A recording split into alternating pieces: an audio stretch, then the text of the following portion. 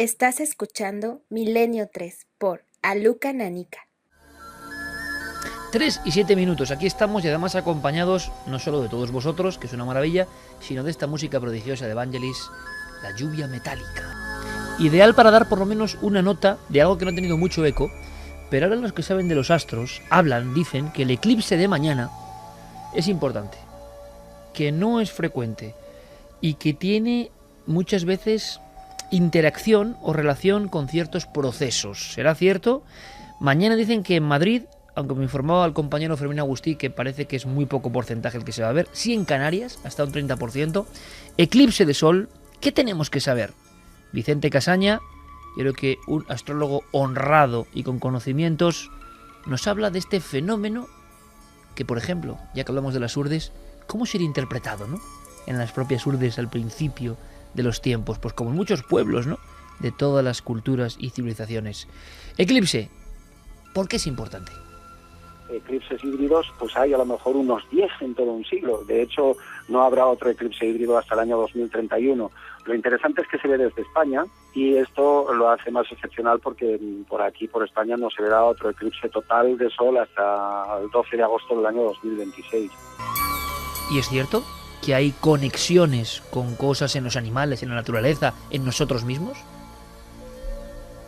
Un eclipse de sol en realidad es una luna nueva, pero acentuada porque se produce cerca de los nodos lunares, y las lunas nuevas, igual que las lunas llenas, ejercen un poderoso efecto de las mareas. De hecho, está comprobado, como por ejemplo en los eclipses es muy curioso ver cómo los animales se esconden como si se hiciera de noche, mientras que numerosos depredadores se ponen en marcha, cómo cae la temperatura de la superficie de la Tierra, cómo se captan emisoras de onda corta que solo se pueden captar de noche. Sin embargo, hay numerosas incógnitas en torno a los eclipses, ¿no? ¿Por qué se altera el funcionamiento del péndulo de Foucault, por ejemplo? Nadie lo sabe hoy día y los científicos se están volviendo locos tratando de estudiar esto. Pero es evidente que los eclipses de sol, con esa luna nueva especialmente potente, altera el geomagnetismo, altera el clima terrestre y altera también las pautas vitales, los hábitos o las costumbres, como son los ciclos del sueño, el hambre, el deseo sexual. Todas estas cuestiones se alteran muchísimo en torno a los eclipses. ¿Qué quiere decir todo esto? Pues que evidentemente estamos más vinculados a la naturaleza, a la macronaturaleza, de lo que pensamos. ¿Cuántas cosas intervendrán en nuestros procesos internos sin que lo sepamos, sin que miremos a ello? Es una de las grandes paradojas de nuestro tiempo, ¿no? Miramos mucho hacia la tecnología, como debe ser, pero lo venimos hablando toda la primera hora y media. Esa conexión interna se resume incluso a nivel de que las mareas, los eclipses, los vientos, los sonidos, todo nos influye. ¿Aprenderemos algo en torno a de qué forma estamos predeterminados por movimientos incluso cósmicos? Bueno, lo que hay es mucho movimiento en torno a algo. Miramos nuestro reloj ahora mismo y son las 3 y 10. Enseguida conectaremos, porque quizá haya llegado ya a ese pueblo muerto, Javier Pérez Campos. Pero mientras tanto, dándole un poco de tiempo para llegar por carreteras bastante intransitables a estas horas, vamos a hablar de un auténtico escándalo. Con toda la forma de Santiago Camacho, claro. No puede ser otra historia. El espionaje se ha convertido en algo de uso común. Espionaje internacional, espionaje global. Los grandes buscadores.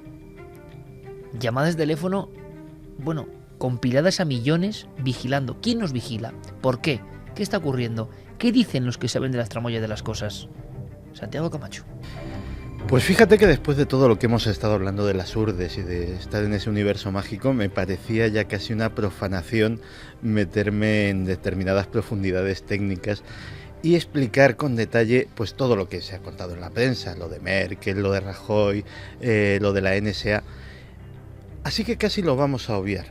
Y vamos a irnos a algo que yo creo que todos los que hemos seguido esta actualidad, o todos los que han seguido esta actualidad a lo largo de esta semana, es una pregunta que se hacen. Dice, vale, han espiado a Rajoy, han espiado a la señora Merkel, han espiado al señor Hollande, Pero, ¿y a mí exactamente esto en qué me afecta? Porque, bueno, esto ya se hacía en el siglo XIX y se interceptaban cartas diplomáticas y Mata Hari iba por ahí seduciendo generales y, bueno, a fin de cuentas sería una especie de lo mismo pero con más técnica. A mí, como ciudadano de a pie, ¿en qué me afecta? Pues caballero, señora, señorita, le afecta en muchísimo más de lo que cree. Fíjate que solamente en España, lo publicaba el diario El Mundo hace unos días, en un solo mes se habían monitorizado 60 millones de comunicaciones. En un mes en España. Desde luego el señor Rajoy no hace tantas llamadas telefónicas, seguro. 2 millones de comunicaciones de nuestro país al día. Prácticamente, exactamente, 2 millones al día. Eso es mucho tráfico. Me pregunto, ¿estará Santiago Camacho en alguna de esas listas? Seguro. Probablemente, y mucha gente que ni ellos mismos lo sospechan. ¿Por qué? ¿Para qué? Pues es lo que se llama el Big Data. Ya las agencias de inteligencia, la NSA en este caso, no se dedica a seguir a sospechosos directamente. No es el espionaje de cojo a este tipo que creo que es un terrorista, le pongo micrófonos, le busco con cámaras, etcétera, etcétera. No. Lo cojo absolutamente todo. Y en ese mar inmenso de datos intento encontrar anomalías, intento encontrar cosas que me interesen. Fíjate que hace unos años ya se intuían estas cosas y en una comisión parlamentaria del gobierno de los Estados Unidos, del Parlamento estadounidense, un senador hacía esta pregunta a uno de los responsables de la inteligencia norteamericana. Entonces estaba Dick Cheney de vicepresidente y decía en tono casi jocoso, dice, vamos a suponer que el señor Cheney se vuelve loco y que da un golpe de Estado y se convierte en el dictador supremo de Estados Unidos. ¿Tendría capacidad el señor Cheney de forma retroactiva coger a todas las personas que se han reído de él en las redes sociales, en emails privados, en llamadas telefónicas, que han hecho chistes sobre tal o cual cosa, y castigarlos como se merecen y azotarlos en la plaza pública o ejecutarlos? ¿Tendría capacidad de localizar a todas esas personas? La respuesta fue un sí rotundo. Y es que si fueran solo los gobiernos, y ya es grave, pensemos que esta tecnología, que es una tecnología desarrollada por empresas privadas, que se la venden al mejor postor. Claro, imagínate lo que tiene que ser, nos acordamos de los tiempos de la Stasi, de esas escuchas telefónicas indiscriminadas, de esos archivos de cada ciudadano. Imagínate lo que era, por ejemplo, vivir en la Libia de Gaddafi, que ya disponía de esa tecnología, que ya monitorizaba a todos sus ciudadanos, que ya sabía lo que mandaban por email, ya sabía lo que había en las llamadas telefónicas. Santi, estás contando que el Gran Hermano de Orwell se ha hecho realidad. El Gran Hermano de Orwell se ha hecho realidad. A día de hoy, vivir en una dictadura es posiblemente la peor época de la historia, porque por muy poco dinero para un gobierno, se puede adquirir tecnología para tener controlados absolutamente a todos tus ciudadanos. Pero es que eso, aún así, a nosotros que vivimos en una democracia, nos puede venir grande. Dice, bueno, pues un golpe de Estado, un gobierno global, bueno, fantasías. Pero es que esos datos no solamente van a los gobiernos, sino que se trafica con ellos. Empresas como Google, como Facebook, como todas las grandes corporaciones informáticas que manejan nuestros datos, ¿cómo ganan dinero? Nosotros nos lo venden que buscar una página en Google o que tener un perfil en Facebook es gratis. Entonces, ¿de dónde sacan el dinero? Sacan el dinero de nuestros datos.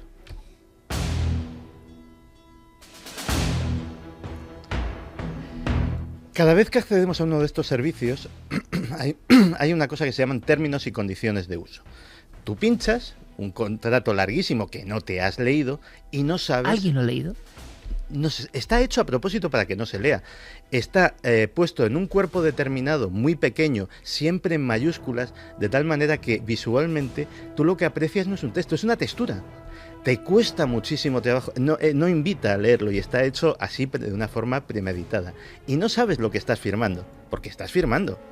Fíjate que en 2009 Game Station, que es una empresa británica que se dedica a los videojuegos, a venderlos, a este tipo de cosas, pues en los términos y condiciones de uso puso una cláusula realmente abusiva. Esa cláusula decía que al aceptar y al pulsar el leído y acepto, entre otras muchas cosas que había en los términos y condiciones de uso, cedías a la empresa el derecho eterno a reclamar sin ningún tipo de salvaguarda por tu parte tu alma inmortal. Le estabas vendiendo el alma. Lo habían colocado ahí. Lógicamente era una broma, pero en el poco tiempo que tuvieron eso, se hicieron con algo así como 10.000 almas inmortales que publicaron el listado de vuestra alma es nuestra, y también era una forma de concienciar a la gente de hasta qué punto nos comprometemos a cosas que ni sabemos. ¿En qué nos puede afectar? En Estados Unidos hay mucha gente que está viendo, por ejemplo, las cuotas de sus seguros de vida alteradas. Oiga, ¿por qué me han subido la cuota de mi seguro de vida? Pues porque resulta que sus datos de navegación en Google, que las cosas que pone usted en su perfil de Facebook, etcétera, etcétera, nos indican que tiene usted hábitos insanos, que usted ha empezado a fumar, que usted ha empezado a beber, que usted compra mucho alcohol, que usted que usted conduce de forma temeraria. Entonces nosotros cogemos y le subimos la cuota del seguro.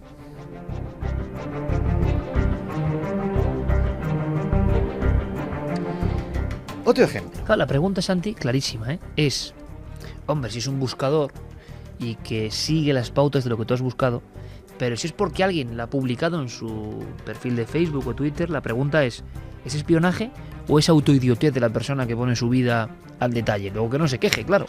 Si tú pones todo lo que haces, sabrán todo lo que haces. Claro, es como de lógica, pero ¿no? tú, por ejemplo, ojo, esas condiciones permiten que si tú tienes un perfil privado, yo tengo un perfil, por ejemplo, que es para mi amigo Iker, mi amiga Carmen, mi amigo Pérez Campos y 4 amiguetes más. Y que no quiero que lo vean nada más. Pero Facebook, por ejemplo, puede traficar con esos datos a pesar de que es un perfil privado. Puede cedérselos a la compañía de seguros para que vea exactamente lo que estamos haciendo. Las condiciones de privacidad en realidad no son para asegurar tu privacidad, es para asegurar el acceso a tu privacidad de las compañías y el acceso a que se pueda comercializar tu privacidad. Te voy a poner otro ejemplo que nos ha pasado a casi todos. ¿Tú alguna vez no has visto que los límites de tus tarjetas de crédito a veces oscilan? Que de repente dices, bueno, esta gente me ha subido el límite de la tarjeta de crédito, o mucha gente dice, y de repente me lo han bajado. Y tampoco es un empresario de Atlanta, un empresario acomodado, tenía una Visa con unos $10.000 de crédito y se iba de vacaciones a Florida. Y de repente, pues a la hora de dejar su Visa en el hotel, se encuentra con que le han bajado el crédito a 3.000. Y que evidentemente no pudo hacer frente al cargo de las vacaciones que tenía pensadas. Le arruinaron las vacaciones. Al pedir explicaciones, se encontró que su historial de navegaciones y su historial de compras coincidía con gente que había sido problemática y que había dado impagos. Por ejemplo, compraba en Walmart, que para los que no conozcan Estados Unidos es un sitio considerado donde compran, dicho mal y pronto, pobres. Entonces decían, bueno, si usted compra en Walmart, eso... Por favor, empresarios de esta marca, que no llamen ahora mismo a Milenio 3. Eso nos indica que su nivel adquisitivo no es muy alto y por tanto le vamos a rebajar el crédito de su tarjeta. Hay otro caso más sangrante todavía. Un tipo llegó a una empresa que se dedicaba a vender artículos para bebés, indignado porque le estaban mandando constantemente publicidad a su hija adolescente. Y él decía, bueno, casi le parece que la están incitando a tener un hijo, que mi hija tiene 16 años, oiga usted, ¿por qué le mandan siempre este tipo de cosas? Parece ser que su historial de búsquedas en Google indicaba que podía estar embarazada, y efectivamente lo estaba. La empresa se había enterado a través de ese historial de búsquedas que estaba embarazada mucho antes que su propio padre. El gran hermano. O por ejemplo, un GPS. En Holanda, una conocida, como esta opera en España, no vamos a dar el nombre. En Holanda, Mejor, Santi, en Holanda, una conocida empresa que se dedica a vender GPS, pues como hace en todo el mundo, los GPS hablan entre ellos. Tienen una conexión inalámbrica que permite seleccionar las rutas donde hay menos tráfico, ese tipo de cosas. Entre otras cosas, se archiva la velocidad del vehículo en cada momento. Así que no dudaron en, ni cortos ni perezosos, cederle a la Dirección General de Tráfico holandesa esos datos para que pusiera las correspondientes multas, sin que hubiera radares, etcétera, etcétera. Es decir, estamos en un mundo en el que dejamos un rastro de datos que, eso de yo no tengo nada que ocultar, a mí no me puede perjudicar en nada que me estén monitorizando constantemente, porque bueno, yo no soy un terrorista, yo no soy un delincuente, pero es que hay muchas cosas en las que puede salir, entre comillas, perjudicado. Eso sin tener en cuenta en que ya en Estados Unidos se está empezando a hablar de algo que nos suena a ciencia ficción y que hemos visto en películas de ciencia ficción, el precrimen. ¿Tú sabes la cantidad de gente que de repente llaman a la puerta de su casa y se encuentra un equipo de SWAT, un equipo de fuerzas especiales que entra en su casa, les registra la casa, se lo pone todo patas arriba, a lo mejor porque han hecho una broma en una red social, porque han puesto un tuit que no debían? Un niño de un colegio se encontró con que agentes del servicio secreto le estuvieron interrogando durante varias horas porque puso el siguiente tuit. Decía algo así como: ahora que han matado a Bin Laden, el presidente Obama debería de tener cuidado, no sea que los terroristas internacionales vayan a por él. Era un tuit preocupado por la seguridad del presidente. Pues bien, lo entendieron mal, se fueron para allá, los agentes, el chaval tendría 9 o 10 años. A ver qué hacía con Twitter el chaval. Y no dudaron en interrogarle. ¿A dónde vamos? Pues teniendo en cuenta que el proyecto que está preparando la Unión Europea... Algunos pueden pensar en todo esto, en qué gran trampa, ¿no? Sí, sí. Trampa del sistema.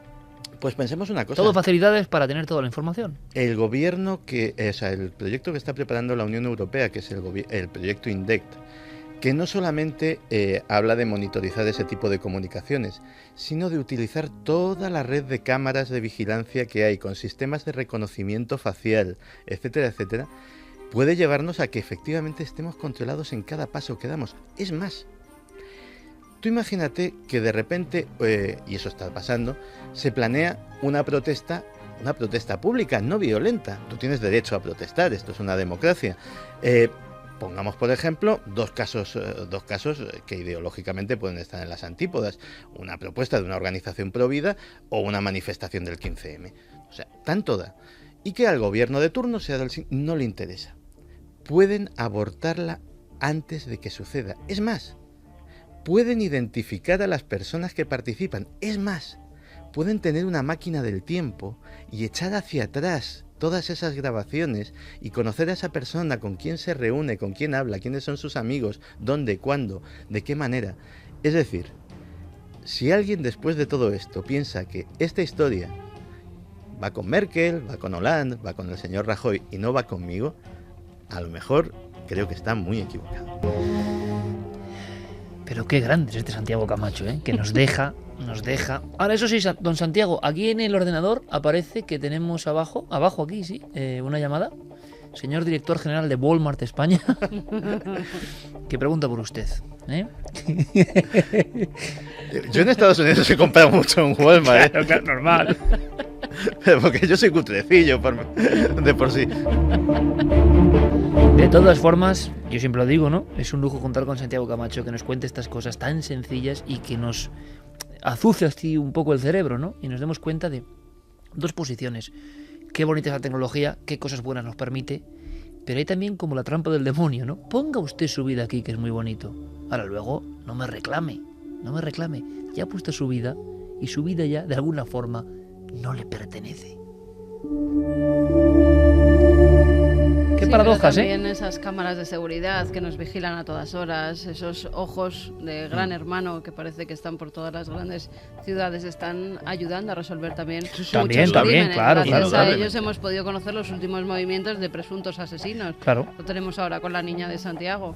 Se están investigando precisamente todas las cámaras porque paso a paso se puede saber por dónde ha ido una persona en los últimos momentos. Seguro que esto va a motivar mucha información, mucha sensación. Todos estamos vinculados de alguna forma, ¿no? Hablábamos de ese 8 nave del misterio, que va a ser el hashtag importante en los próximos días. Ya está ahí Sergio, que parecía que estaba de juerga de Halloween y ahora vuelve, ya está poniendo ahí. Sergio Fernández Pinedo, jefe de imagen de Cuarto Milenio.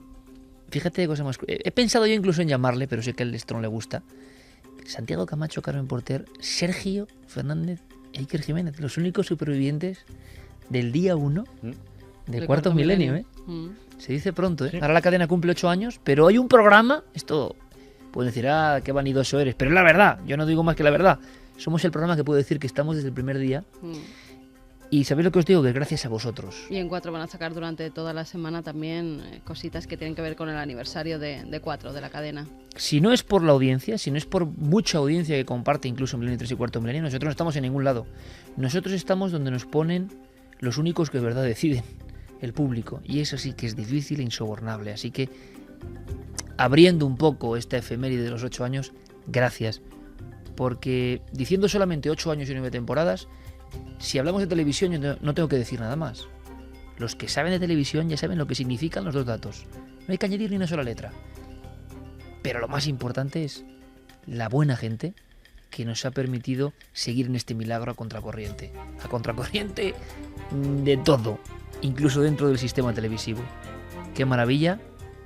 Y gracias, gracias por supuesto a la cadena que ha apostado por nosotros. Y vamos a celebrarlo, ¿os parece? 8 Nave del Misterio. Una idea de nuestro jefe de imagen y que Diego Marañón y Guillermo León potenciarán, como saben perfectamente, y con tantos y tantos amigos en las redes. Pero esas redes que tienen, pues como cualquier cuchillo, ¿no? Sus muchas utilidades.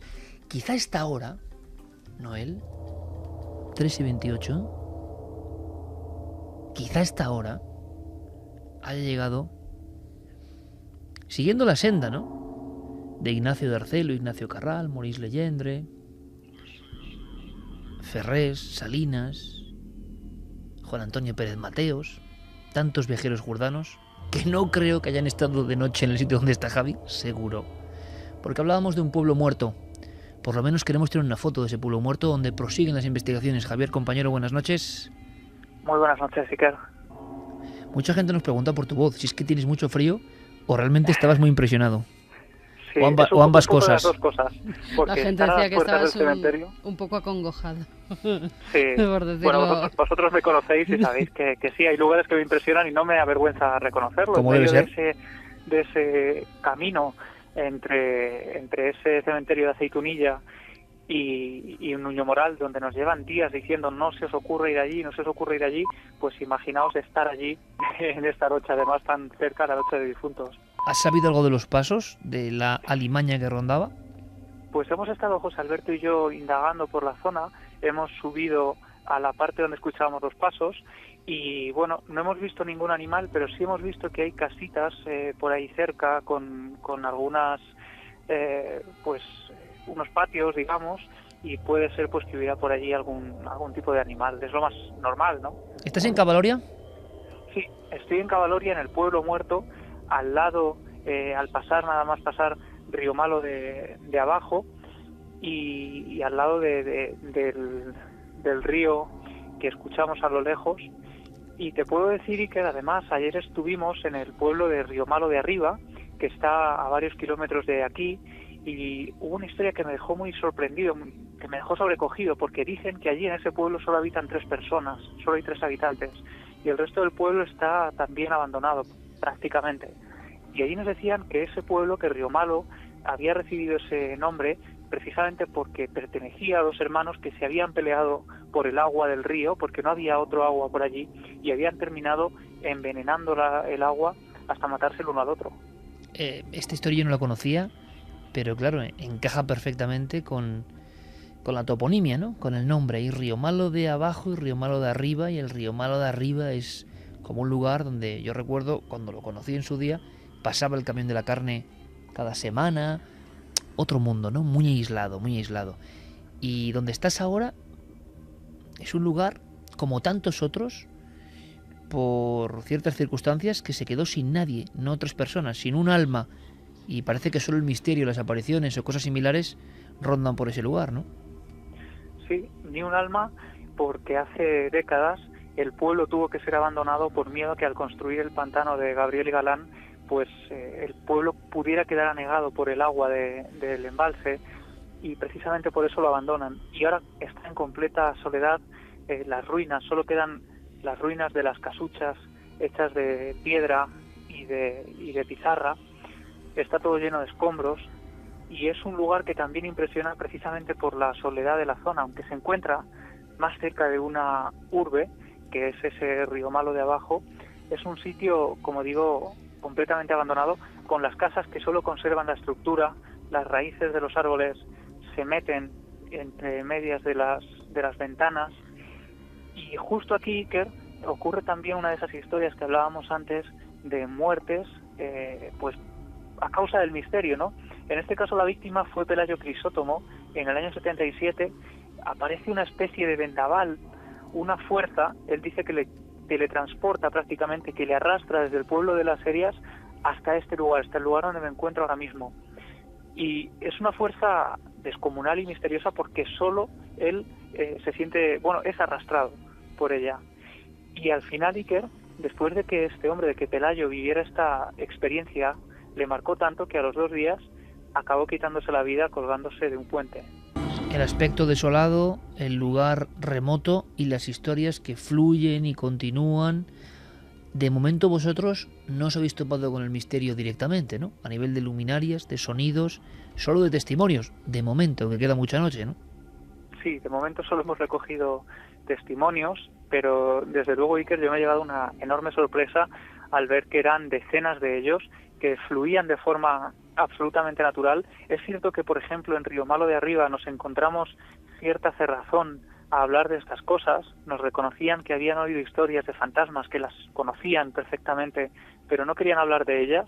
Y bueno, Israel nos contaba cómo ella misma le habían dicho que hablar de estas cosas era casi como invocarlas, y por eso algunos preferían optar por el silencio cuando se les preguntaba por ellas. Hablar de estas cosas a veces es invocarlas. Pues buena noche, Javier Pérez Campos. Que la noche jordana daimónica os ofrezca sorpresas y que nos la podáis contar. Un abrazo muy grande. Muchísimas gracias. Seguiremos por aquí indagando y grabando para Cuarto Milenio. Un abrazo fuerte a todos. 3:35. De pronto la nave se ha posado en un lugar muy lejano, de las urdes perdidas y remotas, pero en nuestro país, unos cuantos miles de kilómetros. Las selvas perdidas, las últimas selvas de los mayas. Y su sonido tan peculiar, su sonido inolvidable, su sonido de misterio puro y ancestral.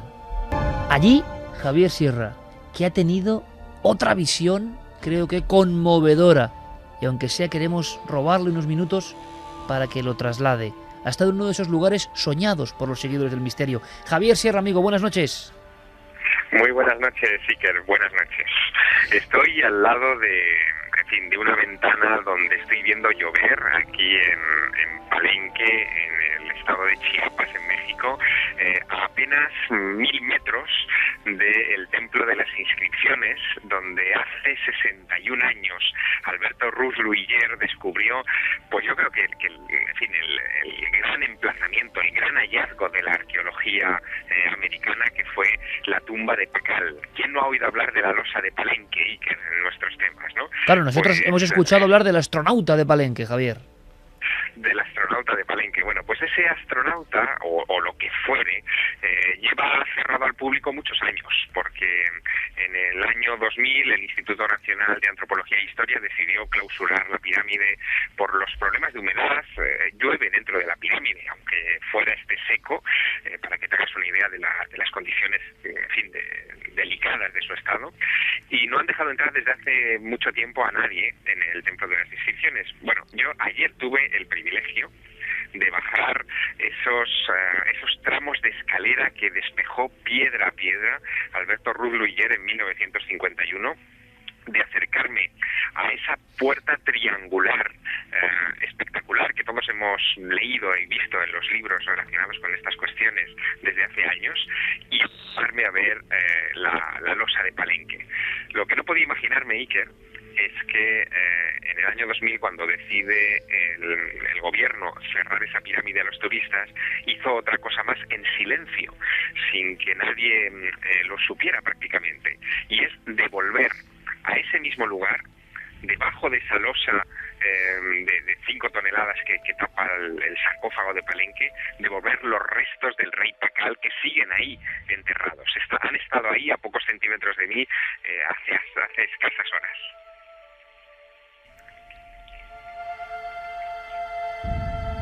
tumba de Pacal, astronauta, calaveras, se habló de esqueletos rojizos en esa estructura, se han dicho muchas cosas, la comunicación además, Javier, no es la mejor, suena un poco saturado el sonido, estamos hablando prácticamente en el otro lugar del globo ahora mismo, pero para el joven, para el prácticamente niño que se asoma hoy, por ejemplo, a Milenio 3, nunca he escuchado hablar del astronauta de Palenque. ¿Podríamos contar en un par de minutos por qué es misterioso? ¿Qué te ha impactado al verlo?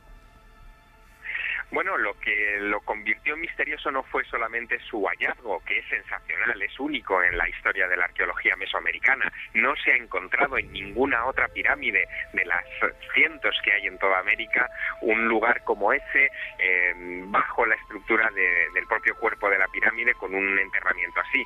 Pero lo que lo convirtió en punto de referencia fue el primer libro de Erich von Däniken, publicado en 1967, 16 años después del hallazgo, en el que Erich von Däniken decía que el personaje representado en esa losa, en ese bajorrelieve, que tenía aspecto de maya, en realidad era un astronauta. Y efectivamente lo parece, es decir, es un personaje que está ahí tumbado, manejando palancas, o lo que parecen palancas, escapándose de lo que parece un fuego de combustión por debajo de su cuerpo, y ese cuerpo, ese fuego de combustión, esos signos, esos glifos sobre los que todavía hay mucha controversia, son los que yo he podido, en fin, examinar con la ayuda de los arqueólogos en estas últimas horas. Pero te contaré otra cosa.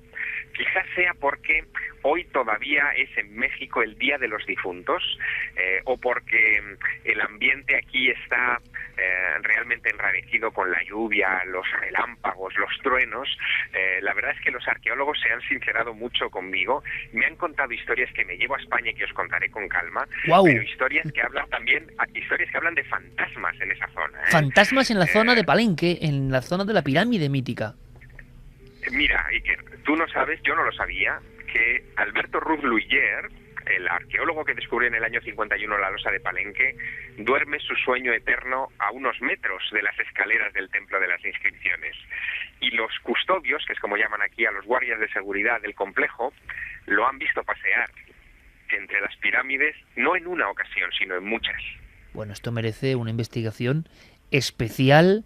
Por cierto, ¿quién estaba debajo de la losa que parece un astronauta? Se ha hablado mucho, aunque sea en un minuto, Javier, de las peculiaridades de ese esqueleto bajo una losa de miles y miles de kilos, en una construcción como no hay nada igual. Muchas personas vieron a un difunto diferente al resto. Sí, porque es un hombre que se enterró completamente cubierto de cinabrio. El cinabrio es una sustancia muy tóxica que tuvo que manejarse con muchísimo cuidado, porque simplemente el toque con la piel ya causaba envenenamientos. Y este hombre era un hombre de 1,70 de altura, con una estructura ósea y, en fin, una longitud de cuerpo que no era la que correspondía a los mayas de la zona. Parecía alguien venido de fuera, un extranjero, pero no es eso lo que se ha querido descifrar de los glifos. Hay mucha controversia a ese respecto y esa controversia todavía dura. Lo que sí que te puedo decir es que en la pirámide de al lado, hace no muchos años, en 1993, se descubrió la esposa de este gobernante, la Reina Roja. También he podido visitar su tumba, también estuvo cubierto su cuerpo con cinabrio, también parece extranjera, y el misterio aquí se multiplica sobre de dónde vino el hombre de Palenque. ¿Qué es lo que más te ha llamado la atención de esa losa en concreto, Javier? ¿Cómo, perdón? ¿Qué es lo que más te ha llamado la atención de esa losa que ha dado la vuelta al mundo, pero al verla directamente? Un detalle, una imagen. Pues mira, lo más impactante, desde luego, es que es su volumen. Prácticamente llena la totalidad de la habitación subterránea en la que se encuentra. Y un pequeño detalle que a mí me ha hecho sentir escalofríos. Al fondo de la sala, yo esto no lo había apreciado en las fotografías ni en las imágenes, al fondo de la sala se encuentra una especie de umbral, un umbral que va a ninguna parte, que se interrumpe por el estuco con el que fue sellado toda esa habitación, una puerta falsa. Pero esto es algo que no pertenece a la cultura maya. Las puertas falsas se encuentran en las tumbas egipcias, son las puertas que los difuntos egipcios utilizaban para cruzar al más allá, y ahí se encuentra esa puerta falsa que no se encuentra en ninguna de las otras pirámides mayas, desde luego de la zona de Chiapas, pero de ninguna parte de este país.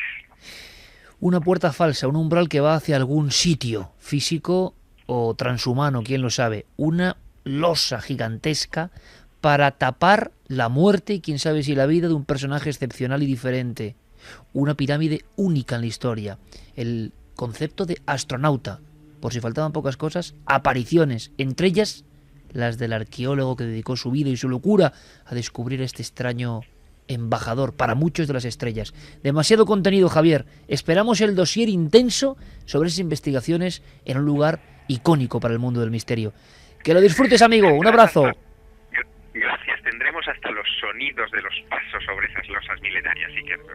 Un abrazo muy grande, compañero. Suerte. Un abrazo, Iker. Buenas noches. Suena ahora Dial Out. Yo, bueno, aquí sigo las instrucciones de Noel Calero, por supuesto. Si me pone esta música, quiere decir que viene Milenio 3 Responde. Sabéis que hay un mail concreto, milenio3 con número @cadenaser.com. Milenio3 con número @cadenaser.com para lanzar vuestras preguntas. Y luego Fermín y Javier Pérez Campos las compilan y ahora podemos escuchar vuestra voz con vuestras cuestiones. ¿Cuáles serán esta semana vuestros retos al equipo de Milenio 3? Ahí va. Hola, buenas noches. Me llamo Ana, soy de Madrid.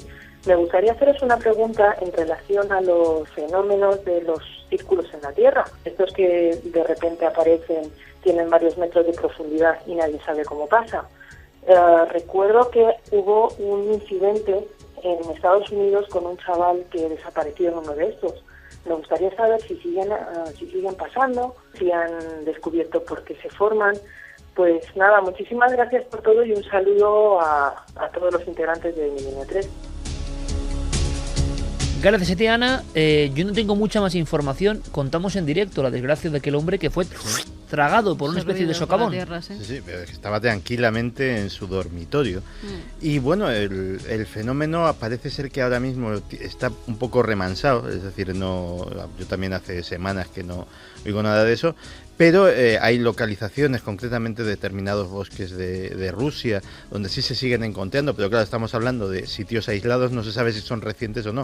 Es decir, donde va un excursionista y de repente se encuentra... Claro, ¿cuándo ha ocurrido, no? Efectivamente, se encuentra en mitad del bosque pues un círculo de estos, de entre centímetros... Es que lo curioso es que desde muy pequeños, estamos hablando de diámetros de 20 centímetros, como si fuera un tubo de chimenea... profundo que se mete en la tierra hasta profundidades insondables, hasta enormes de varios metros. ¿Os acordáis las imágenes de Guatemala, no? De una ciudad o un pueblo y un agujero que parecía el infierno y las casas, los coches caídos. Lo que nos contó Emilio Carreño, director de la Red Sísmica Española, es que tenía que ver con aguas subterráneas y con corrimientos de tierra. O sea, había un fenómeno natural dentro de todo esto. ¿Habrá algo natural en la siguiente pregunta? Hola, buenas, soy César, buenas noches milenarios. Quería saber qué opinabais sobre el caso que ocurrió el 25 de julio de 1978 de avistamiento de OVNI de Federico Ibáñez, que curiosamente es mi tío y yo pues estuve hablando con él y vamos, que yo, muy objetivo no puedo ser, pero lo veo bastante creíble y quería saber vuestra opinión. Muchas gracias. Nuestro amigo hace referencia, César, a un caso que es emblemático, pero la mayoría de las personas lo conocerán, bueno, quienes les interese la ufología, vamos, quienes estén tan locos como para que les interese la ufología como a mí. El caso Turis, en Valencia, un agricultor observa lo que parecería algo así como un 600, en una forma ahuevada, algo insólito, y sobre todo insólita fue la descripción de unos seres que parecían como unos enanos con un batín blanco, unas gafas de herrero, fijaos la descripción también, parece de lo que estábamos hablando al principio. Este agricultor era un hombre absolutamente honesto, no sé si seguirá viviendo o no, pero absolutamente honesto, de palabra, vio cómo evolucionaban los dos seres en pleno día y en una zona no, digamos, solitaria, como es Turis. Se movían alrededor de esa especie de aeronave y luego desaparecían, iban andando como por un motor, tenían esas gafas que... La verdad es que es un caso único en la historia de la ufología, no hay descripciones parecidas, y lo curioso es que luego el equipo de Fernández Peris, investigador de Talante Escéptico, llegó incluso a analizar la Tierra para ver si había radiactividad, pero no encontraron nada. Lo que hasta los más sesudos escépticos dijeron es que ese hombre era, vamos, honesto, fiel, con todo lo que había visto y nunca habló de extraterrestres, simplemente de algo extraordinario. Año 78, mes de julio, así que tu tío, en este caso, yo creo que tiene todo nuestro crédito. Buenas madrugadas, soy Maite Caballero de Córdoba y tengo una pregunta para Santiago Camacho. He leído tu libro, 20 grandes conspiraciones de la historia, muy bueno por cierto, y tengo algunas curiosidades sobre el caso de la llegada del hombre a la luna. Sé que tú opinas que verdaderamente se produjo el alunizaje, pero entonces, ¿a qué se deben los hechos que no cuadran? ¿Y a quién beneficia que existan dudas sobre este hecho histórico? ¿Crees que la antigua Unión Soviética pudo estar detrás? Muchas gracias. Santi y su costumbre, ¿no?, de pagar a algunas personas para que llamen diciendo que sus libros son buenos, ¿no? Es la última técnica. La última técnica. Oye, pues muchísimas gracias por la lectura y sobre todo porque te gustase. Y la verdad es que sí, yo estoy convencido de que el hombre llegó a la Luna en el momento y fecha que se dice oficialmente. Sí, y también estoy convencido de la genuina naturaleza de muchas de las anomalías que hay en el material gráfico que tenemos de esos viajes. Yo sencillamente lo achoco a una cosa muy sencilla. Yo creo honradamente que muchas de esas fotografías o no fueron tomadas en la Luna o se retocaron de una forma bastante evidente, simplemente por una razón. Nosotros pensamos, y los que somos románticos pensamos en que la conquista de la Luna fue un hito para la humanidad, fue un hecho científico, pero desengañémonos y vayámonos a lo que es el espíritu de la época. Fue un hito propagandístico. Esas fotografías tenían que ser perfectas. Imagínate, por una sola casualidad, que Armstrong llega a la Luna, vuelve a la Tierra y van a revelar la película de su cámara Hasselblad que llevaba en el pecho del traje de astronauta, y descubren que los rayos cósmicos, que no es ninguna tontería, ha velado la película y no hay fotos. ¿Y qué hacemos? Pues a lo mejor resulta que tenemos que hacerlas en un estudio o tenemos que encargárselas a un técnico en efectos especiales, o vaya usted a saber. Desde luego hay muchos puntos oscuros en ese hito para la humanidad, pero desde luego hay una cosa innegable: el hombre ha llegado a la Luna y ojalá vuelva pronto. Pues cuando son las 3:50 de la madrugada, quiero anunciar algo. Bueno, no anunciar porque no está confirmado 100%, pero tenemos muchos elementos, ¿no? La semana que viene, en Milenio 3, puede que tengamos una entrevista de esas absolutamente increíbles. ¿Os imagináis escuchar a un hombre que ha pisado la Luna, que su vida ha variado completamente, que se abrió al misterio por completo y que desde luego es un astronauta que cuenta algo que ningún otro astronauta puede contar? ¿Os imagináis a un astronauta en la Luna, viendo la Tierra desde la Luna, que sufrió la conciencia cósmica, que se enfrentó a la NASA por sus investigaciones y que cree profundamente en el misterio, en lo insólito? No encaja mucho, astronauta. Solo ha habido 12 que han pisado la Luna, como los 12 apóstoles. Quizá el más rebelde de todos. Yo creo que estamos cerca de conseguirlo. Ojalá. La semana que viene, en Milenio 3. Hola, soy Rodrigo Fuente y quería preguntaros acerca de la noticia que he leído en internet. La Gaceta de Arizona, el 5 de abril de 1909, menciona que se encontró una cueva en el Gran Cañón con gran número de momias. Citan a J.E. Kincaid, y que ahora es zona militar y no se ha vuelto a hablar del tema. Y quería saber si era un fake de internet o cómo ha evolucionado el misterio, si se sabe algo. Y nada, muchas gracias.